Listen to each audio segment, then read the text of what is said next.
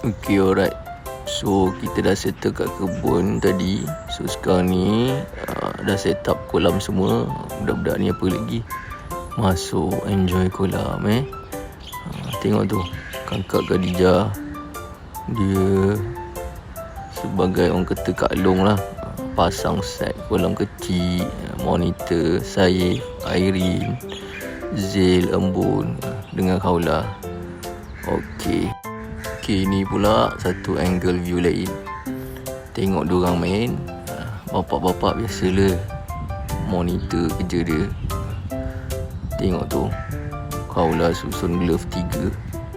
Dia buat squishy katanya, guna glove kat klinik tu. And then main tembak-tembak, tapi rosak pula pistol ni. Terpaksalah beli dekat DIY yang baru. Okay, next part sama juga time lapse guna iPhone 17 Pro. Simple je. Dah sampai. So bagi diorang semua pistol-pistol baru dan juga bubble supaya tak berebut. Mula-mula tu berebut kan, sebab ada 2 je pistol air. So bila dah ada semua, dah ada pistol air, lepas tu tengok bubble, nak main bubble pula. Okay.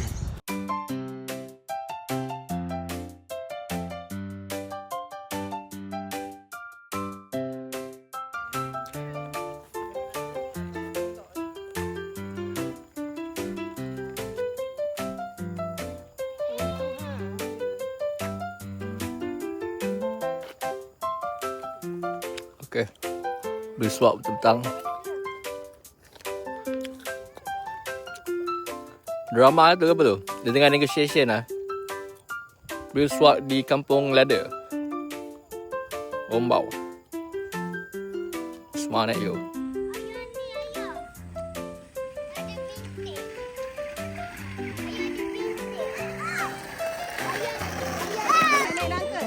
Kecelakaan berlaku nampaknya.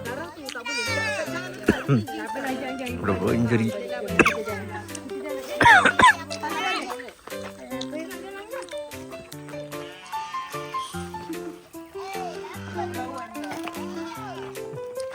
Bagus ada orang bagi datang tempat macam ni, habis energi.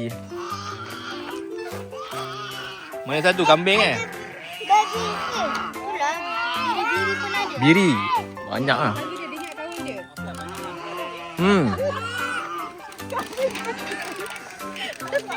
Kambing histeria.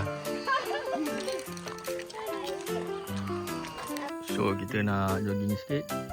So kita dah Nana Muhammad menuju ke tangki daripada Mahur sampai ke sini, atas tu ya. Let's go. A view lama Gunung Datuk. Memang sangat siok. Okay, kita sekarang tengah run trail. Lupa nak ambil tu bekas. Ni. Kita kat mana ni? Kampung Lada. Bukan Sub Balado function sangat kan. Mosquito je. Tu ada kat mosquito, tapi satu je lah.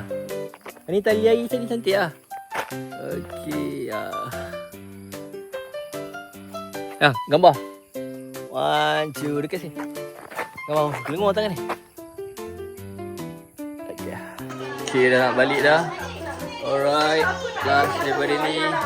Bye-bye. Elina sabar, ada orang. Okay, mau apa nak bye-bye juga? Bombay. Elina pergi mana Elina? Ada? Ada.